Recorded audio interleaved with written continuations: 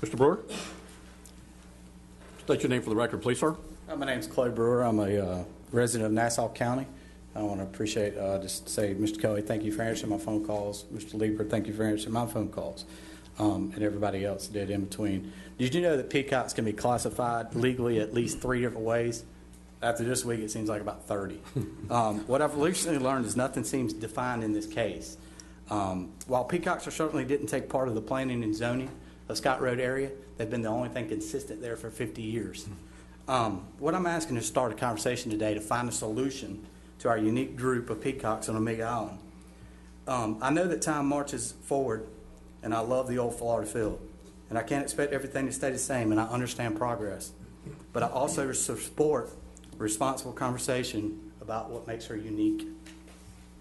I'm blessed father of 4. They were very upset about this removal. My oldest son reminded me, you always tell me to stand up for what you believe in. His next statement to me was, Dad, they've been there 50 years.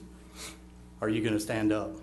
So here I am tonight to tell you, for my kids, 1,600 other people, supporters, we plead to find a solution to protect these peacocks. Thank you. Thank you, sir. That's the only 3 that I've got showed signed up for peacocks. Is there anybody else in the audience that would like to come forward and speak about this issue? Don't be bashful. Yes, ma'am.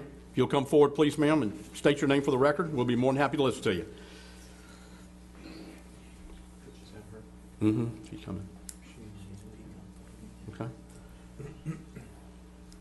Peggy, do me a favor. Make sure she fills out a speaker card before she leaves. Good evening, ma'am. Good evening, sir. My name is Diane Elizabeth Sutton, and I'm a multi-generational native of Amelia Island. Peacocks have not only been on the south end, they've been in other areas of Amelia Island as well. Clinch Drive area is one of them. I know there's been sightings as far north as 10th and 11th Street in Fernandina Beach.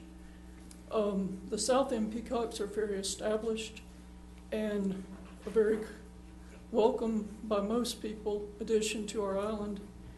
And as a former trapper, I know that many measures need to be taken before the removal of an animal. That as a state licensed trapper, you should work with the resident or residents who have a problem with any sort of animal that they want removed to try to find other solutions first. One being the scarecrow motion detective thing. That's really good for not only peacocks but buzzards as well.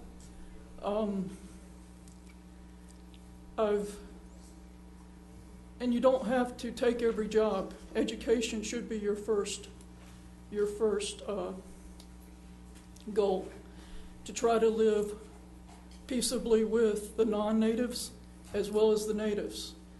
Now there are also invasive species like your armadillos, and also conditional or licensed species like Burmese pythons. And the thing I think a lot of people aren't realizing is just because something is a non-native, like many of the now residents of Amelia Island, both human, it doesn't mean that we don't want them here.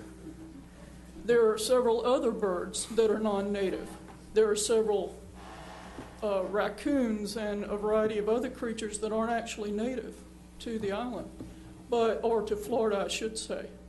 But we would have a lot on our hands to remove all non-native species, and I think that would be a sad undertaking. The island has had much development over the years, and that has forced animals into a small area. And while these areas are also now with people in them, I think it would be good to work to have something in common where we can enjoy the animals that we have and plants and the humans as well. And if we could do that, that would make us a better island. Thank you so much. Oh, and I also wanted to say real quickly that not only on the island but in Nassauville, there's supposedly a peafowl colony. Just because we weren't on the radar as having them doesn't mean they're not here. Thank you. Yes, ma'am. Thank you. Thank you.